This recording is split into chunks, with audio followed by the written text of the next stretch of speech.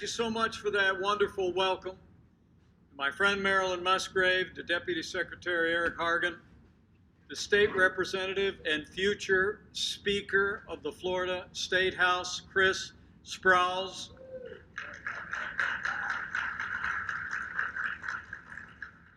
and to Pastor and Stephanie Parker here at Starkey Baptist Church. It is great to be back in church and great to be among so many champions for life.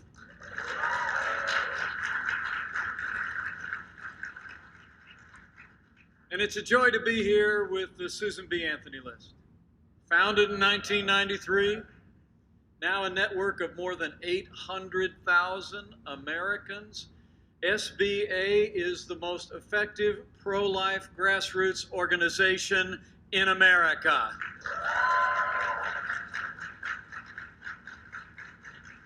But to all the great friends who've come out today, who've labored in the cause of life all across the Sunshine State, I just first and foremost want to say thank you. Thank you for what you have done for life. Thank you for what you have done for the great movement, the sanctity of life in this country and the unborn. It is wonderful to be among friends. Thank you for coming out. And speaking of friends of mine, allow me to begin by bringing greetings from another friend of mine, a man who loves the state of Florida, and a man who is the most pro-life president in American history. I bring greetings from the 45th President of the United States, President Donald Trump.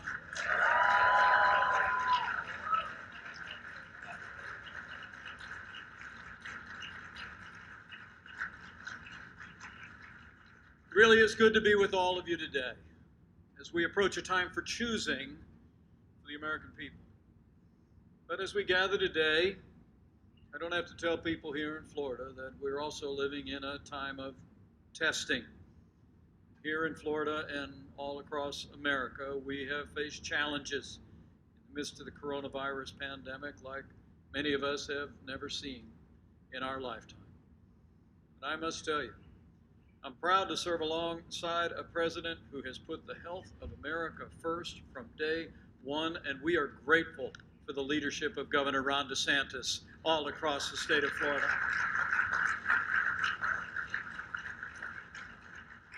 As I heard yesterday at the White House Coronavirus Task Force meeting, because of the governor's leadership and the cooperation of the people of Florida, we're seeing encouraging trends all across the state of Florida and all across the Sun Belt. And I want to commend each and every one of you. The role you're playing in putting the health of your neighbors and your family members and people you don't even know first. And I'll make you a promise. On behalf of the President and our entire team in Washington, we're going to continue to bring the full resources of the federal government to bear to make sure the people of this community and this state have the testing, the medical supplies, and will continue to develop medicines and vaccines until we put the coronavirus in the past and open up Florida and America bigger and better than ever before.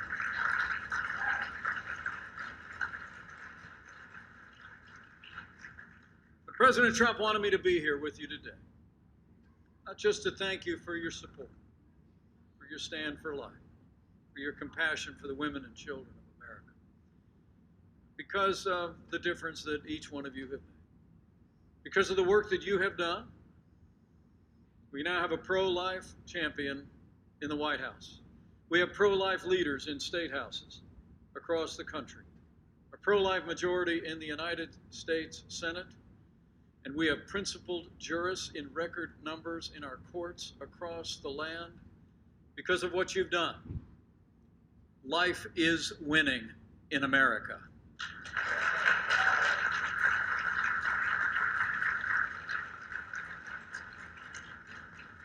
The Declaration of Independence reads that we held certain truths to be self-evident. That all men are created equal and that they are endowed by our Creator with certain inalienable rights. And among these are life, liberty, and the pursuit of happiness.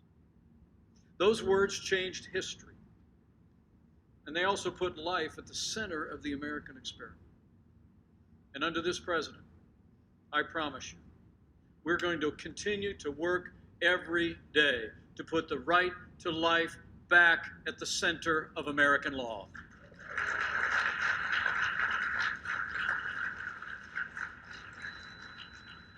"47 years ago, the Supreme Court of the United States turned its back on that foundational right. Today, these basic truths are still under siege and still under threat. Progress that we have made is in every sense at risk as we gather here today. And the truth is that Joe Biden, the Democratic Party, and the radical left would undo all the progress that we've made in the cause of life. And what a contrast it's been of the progress of life under this administration. From the first day he took office, President Trump has been standing without apology for the sanctity of human life.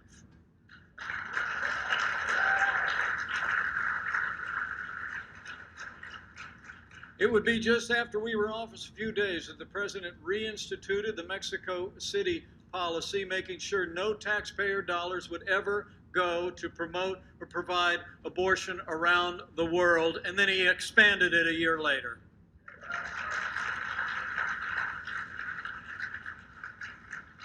President Trump became the first president in American history to address the March for Life in person on the National Mall. In our first year in office, the president took executive action to end the assault on the conscience rights of a group of nuns known as the Little Sisters of the Poor. We appointed justices to the Supreme Court who were part of a 7-2 majority that ended the assault on the Little Sisters of the Poor's pro-life convictions once and for all. In fact, President Trump has appointed more conservatives to our courts of appeals than any president in American history. All told, 200 conservative judges appointed to our courts at every level. And I'm here to tell you, they are all principled conservatives who will uphold all the God-given liberties enshrined in our Constitution.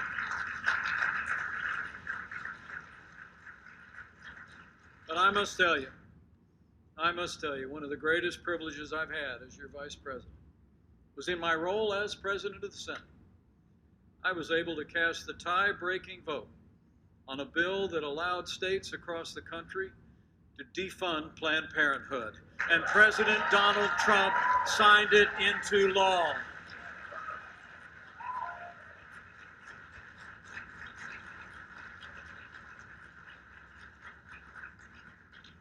By contrast, Joe Biden and the Democratic Party would take America in the opposite direction. After years of his party endorsing or tolerating what had come to be known over the decades as the Hyde Amendment, which prevented taxpayer dollars from being used to support abortion. Now Joe Biden and the Democratic Party have literally abandoned their support for the Hyde Amendment and have pledged to use taxpayer dollars to fund abortion at home and abroad. Joe Biden and the Democratic Party also would not defund the largest abortion provider in America, but they plan to increase funding for Planned Parenthood at unprecedented levels. And Joe Biden and the Democratic Party support late-term abortion. His party in the Senate actually blocked a bill that would protect children that were born after failed abortions. They blocked the Born Alive Infant Protection Act. And make no mistake about it, Joe Biden would appoint activist judges to our courts who would legislate from the bench and trample on our most cherished liberties. Now, more than ever, pro-life Americans need to let our voice be heard and stand for life. In cities and states and places of worship all across this country. You need to speak out. You need to become involved. The SBA list is an organization that spans the entire nation. All of you already participate. For any looking on, this is no time to be silent. And make no mistake about it, the radical left wants to silence pro-life Americans. Just recently, we saw the arrest of Students for Life of America. A group of students were arrested for writing "Black Preborn Lives Matter" outside a D.C. Planned Parenthood clinic. I mean, the radical left celebrates those who defend abortion, but they would prosecute those who stand for life. We've even seen Democrat-led legislators in this country stand up and cheer with the passage of bills that provide for late-term abortion. And one Democrat governor actually openly defended infanticide. The choice could not be more clear. And I want to make you a promise. This president, this vice president, and this administration will always stand up for the freedom of speech of every American, and we will always stand for life.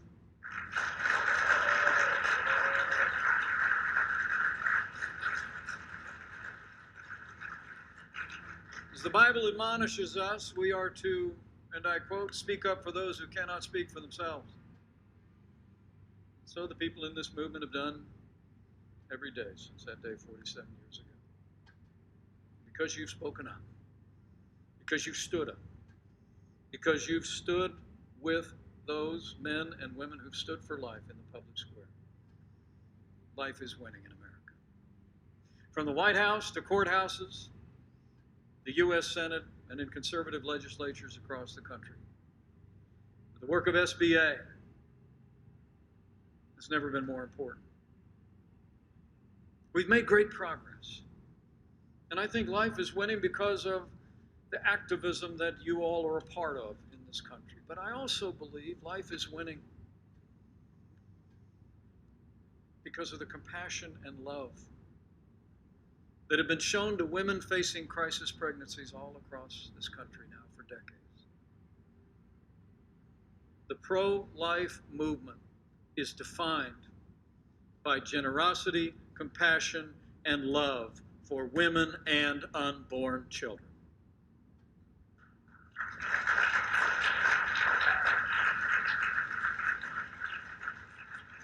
And you need look no further than ministries across the country, crisis pregnancy centers and care centers that are ministering to needs of women in crisis pregnancies. It's truly inspiring. I stopped by one on my way here today once I landed here in Florida. It's a clinic called A Woman's Place. You know, the pro-life movement doesn't just talk the talk, you walk the walk. And I saw a wonderful clinic, heard about all the volunteers that stepped forward along with registered nurses and healthcare professionals. The place is literally every day bustling with people ready to not just stand for life, but stand with women facing the most difficult circumstances in their lives. A Woman's Place, I learned, is part of New Life Solutions. It's a ministry that's been here in Pinellas and Hillsborough counties for 35 years. And their compassionate work has saved 10,000 babies' lives.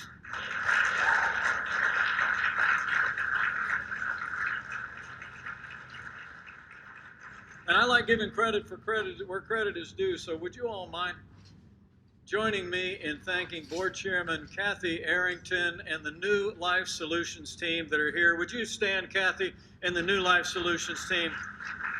Let's show them how much we appreciate the way they put feet on their faith every day.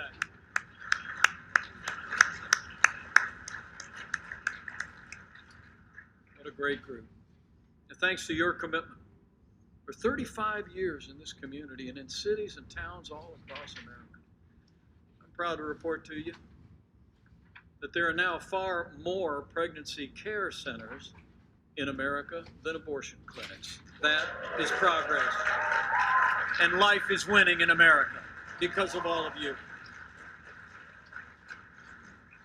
In fact, I saw that work firsthand today. We had a few minutes to meet a woman whose life was changed when she visited A Woman's Place. Kia told me she was 40 years old. She's pregnant, a single mom. She already had a little boy in the home, and she didn't think she was able to become a mother again. She picked up the phone. She scheduled an appointment at Planned Parenthood, but before she went, she said she heard about a clinic that offered free sonograms. So she went, and for the first time, in that little room where I was just standing, she caught a glimpse of her little boy. And Kia chose life.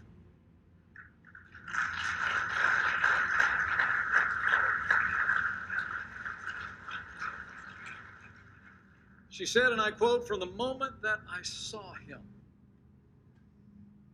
I knew I made the right choice." She said, if I hadn't found a woman's place and the wonderful women there, I probably would have made a different choice. And I met little Ollie today. He was a healthy and exuberant little boy who will turn 1 year old next week.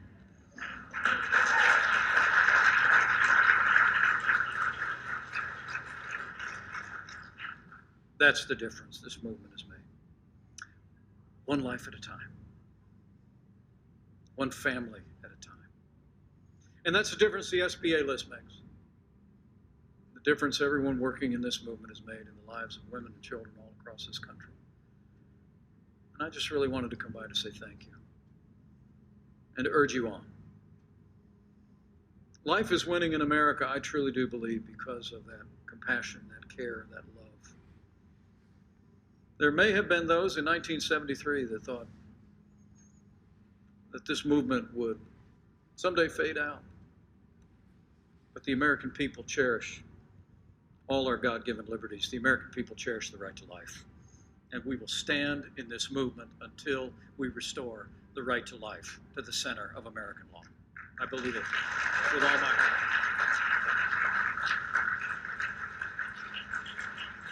So from the White House to the courthouse, care centers, life is winning in America, but it's winning in one other way that I think is worth remembering. I think life is winning hearts and minds in the rising generation. Young people today are rightly seen by the tens of thousands on our national mall as a new pro-life generation, and so they are.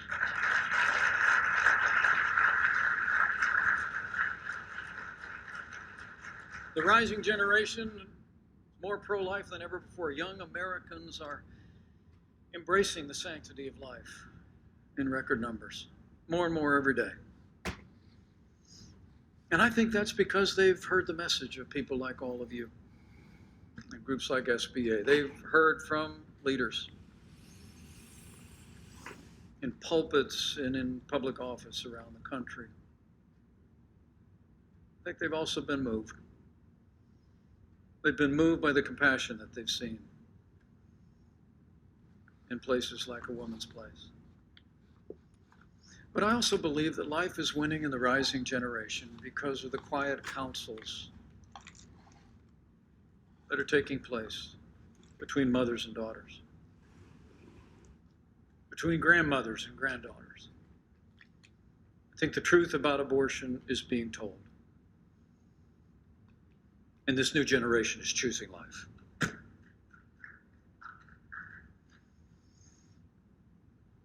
As one pro-life advocate recently wrote in her column in the Washington Times, and I quote, "If our generation is to be concerned with the disenfranchised, with the marginalized, with the oppressed, and the outsider, the unborn child fits all these descriptions."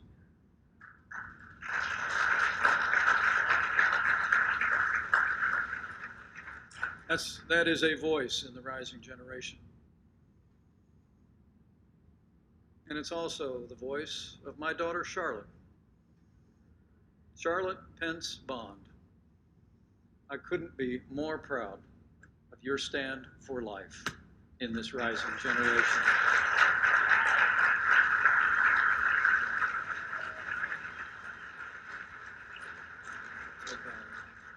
So life is winning in America.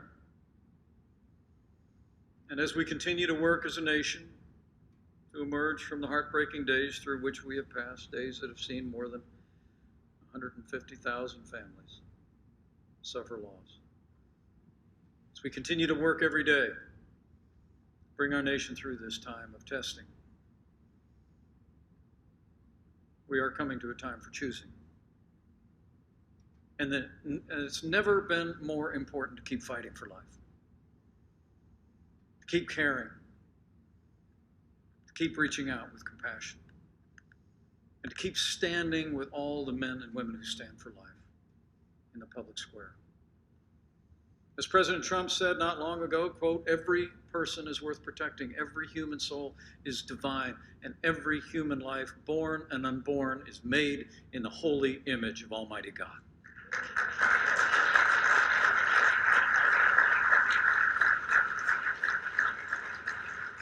And I promise you, this president and I will stand for life. Stand with women in crisis pregnancies. And we'll continue to deliver on the promises that we've made. Not just to the people of a movement or a cause, but to the highest ideals of our nation, including the unalienable right to life. And in the days ahead, as you labor in this movement, remember, I believe with all my heart, that the men and women of the pro-life movement do not fight alone. He who said, "Before I formed you in the womb, I knew you," fights with you.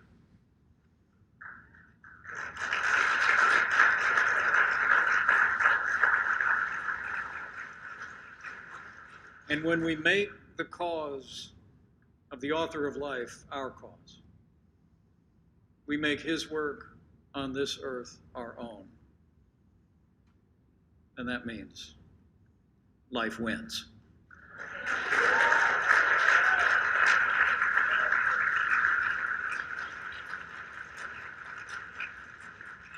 So life is winning in America, men and women of SBA and of this movement.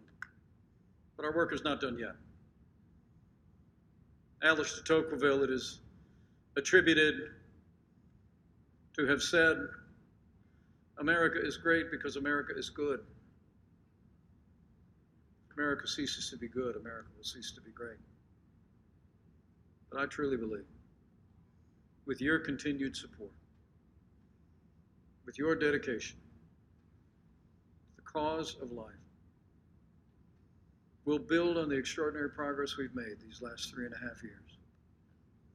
We'll continue to see pro-life men and women of principle elected and re-elected from the White House to the State House. And the day will come when we restore the right of life to the center of American law, and we will make America great again. Thank you very much. God bless you for all you do. And God bless America.